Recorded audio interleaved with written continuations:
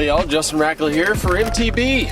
I got something very interesting in my hands right here, and a good situation to throw it.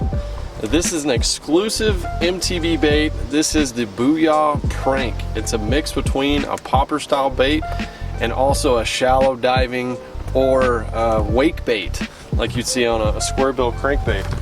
Two of the things that have been working up here in this clear water that I'm fishing up north this week are poppers and wake baits. This is a combination of both. So I want to show you how to fish this and the situation that's going on and what to look for. So first of all, what does this bait do? Well, it's got that feathered treble on there, so it looks like a popper, and then you look closely and then it's got that bill on the front of it.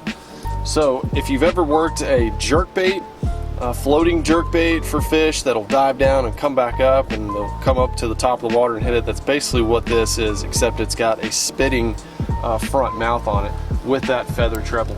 So I'm throwing this, making a long cast this week. I'm using a 7-foot medium action rod, and I'm using 10-pound braid. You can use 10-pound mono too. I like to use monofilament on these because I can let it sit there a long time. It'll float. If you wanted to work it like a wake bait or a squarebill, fluorocarbon might work, but I'm using spinning gear so I can launch this thing. And what these fish are doing this week, some of them are on beds and some of them are just up shallow feeding on these small little minnows. So we've been using poppers and wake baits that are pretty small, and this bait seems like it would work because it fits both of those techniques. It's kind of in between that. I like to work it with the rod tip down, and I'll just jerk it like that and get those pops. You'll see it kind of wiggle down with that bill, and then it'll come back up. And long pauses are key. Another thing to keep in mind with this prank on how you fish it is your rod tip up or down.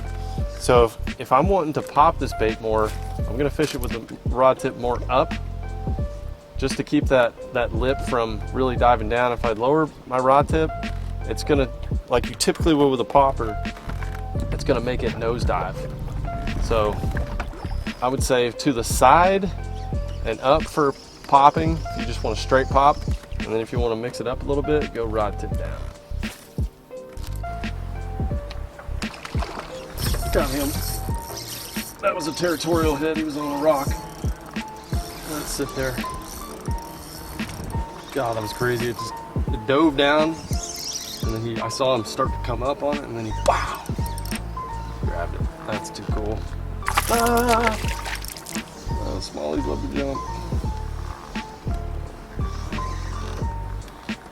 I gotta be careful here. 9-pound braid.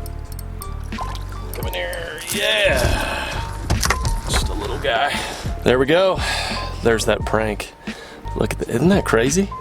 I mean, it's a popper. It's like your regular Booyah popper, but it's got that lip on there. That's nuts. Okay, these smallmouth, especially up here, they got really small mouths, so it's hard for them to bust that whole topwater. You gotta really let them take it sometimes, but gosh, when you see those big brown beautiful fish rolling on it, it's hard. One last tip I'll tell you guys, always have a follow-up bait of some sort ready to go, whether it's a weightless bait, wacky rig, something like that. Today I'm using a light weighted tube that just kind of slowly spirals down in front of those fish. Smallmouth love tubes. We're on Rainy Lake. It's a good bait to throw, but just having something ready to go, because a lot of times that topwater hit, if it's clear water, they don't always grab the hooks. They just come up there and slap it, and having something like this ready to go is going to help you get more fish in the long run.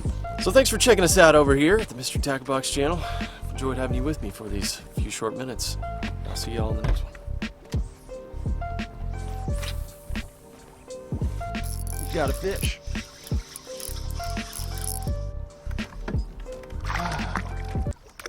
Ah! Quick release.